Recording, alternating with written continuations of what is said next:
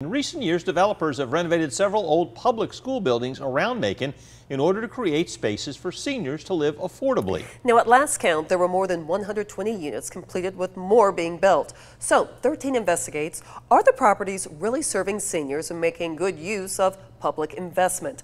Chester McDuffie joins us live from Hunt Village with more. Frank and Lori, the parking lot here at Hunt School Village may look empty, but those looks can be deceiving as many people call this old school home.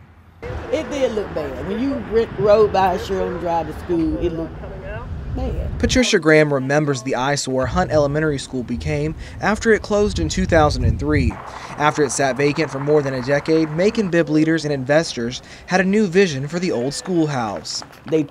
They took it and rebuilt it and made it a beautiful place. And this place where we live, we love it. The Macon Housing Authority manages Hunt School Village. CEO Mike Austin says it's an affordable housing option for seniors 62 and older. As market rents in the private market go up, it continually places people who need affordable housing out of reach. They can't get affordable housing. It's very difficult. Funding for Hunt and other similar communities comes from different sources. You'll see tax credits come to the table. You'll see other forms of subsidy, grants and loans to try to make obsolete housing a lot better. Austin says every project is unique, but the Hunt project got nearly $7 million in federal and state tax credits, and Macon Bib contributed nearly $1.5 million in federal grant money. He says this is how affordable housing is built these days. No more red brick cookie cutter houses like Pendleton Homes. We like to see nonprofit and profit developers, for-profit developers, come to the table to try to create ways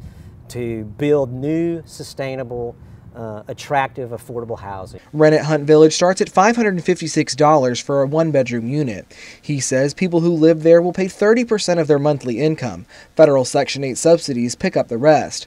The same is true for another senior community, Pearl Stevens Village on Napier Avenue. It was also built with tax credits, and each complex is at capacity. So at Hunt School, we have anywhere between 30 and 50 seniors who are on a waiting list waiting to get in, and that's pretty typical with every tax credit property, not only here in Macon but across the United States. And for Graham's neighbor Betty Jean Driscoll, it's where she plans to stay forever.